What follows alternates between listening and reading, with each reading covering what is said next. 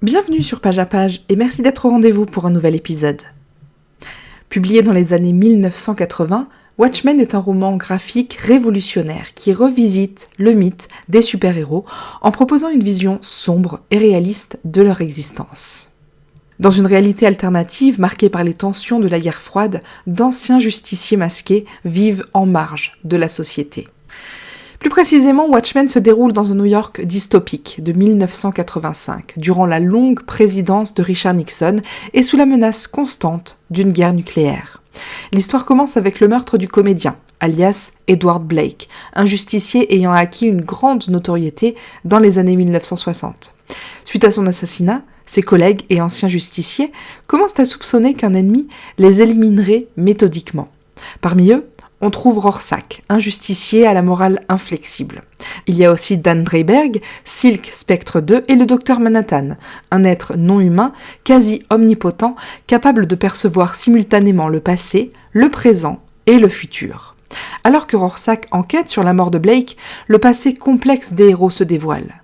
Silk Spectre 2, alias Laurie, est confronté à la révélation que son père biologique n'est pas celui qu'elle croyait. Le docteur Manhattan se souvient de sa transformation après un accident nucléaire. Le récit alterne ainsi avec des retours en arrière sur la guerre du Vietnam notamment et la création de la loi Keane qui interdit les activités de justicier ainsi que sur les crimes et les excès du comédien. Tout ceci dépeint un monde où la moralité et la justice sont profondément remises en question. Poursuivant ostensiblement la vérité, Rorschach se confronte à la corruption, au meurtre et au complot de haut niveau, tandis que Dan et Laurie tentent de le protéger et de rester à l'écart du chaos. À l'approche du dénouement, les héros découvrent qu'Adrian Veidt, alias Ozymandias, a orchestré un plan machiavélique pour éviter une guerre nucléaire en créant un monstre fictif simulant une invasion extraterrestre et causant des millions de morts. Son but, c'est d'imposer une coopération mondiale et d'instaurer la paix au prix d'un terrible bouleversement moral. L'affrontement final a lieu en Antarctique, où Adrian révèle ses motivations et fait face à Rorschach. Dan et Laurie tentent de l'arrêter, mais il est trop tard. Le docteur Manhattan intervient, tout en respectant la complexité morale des actes de Veidt. Il comprend ses motivations, sans pour autant les approuver.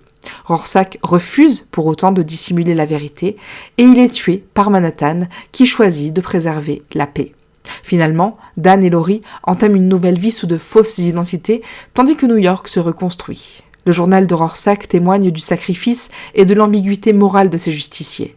L'œuvre se conclut par une réflexion sur la responsabilité, le pouvoir et le prix de l'utopie dans un monde d'ombre et de dilemmes éthiques.